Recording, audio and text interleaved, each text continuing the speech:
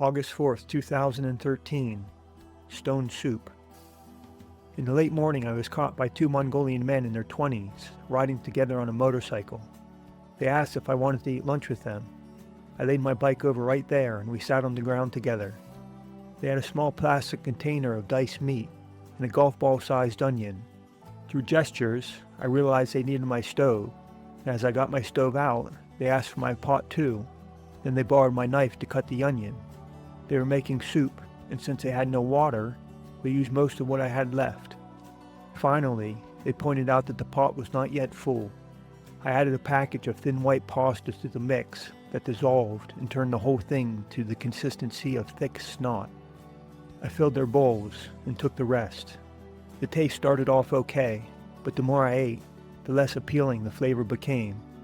What I thought was cube meat turned out to be chunks of fat, sinew, and gristle. The fat was sticky and coated my mouth, while the rest was so tough I had to swallow the pieces whole. Eventually, the flavor became so strong that I couldn't eat anymore. I didn't want to dump out my pot in front of them, so I put the lid on and packed everything into my bag to empty later. The two guys live in the area and were out for a few days sightseeing. Both were sharply dressed in jeans and black leather jackets. They had no water with them, but they did have shoe polish. Each of them took a turn buffing their already shining boots. I looked around at the most remote place I've ever been, and these guys were shining their shoes. I got the sense they were going around trying to meet girls.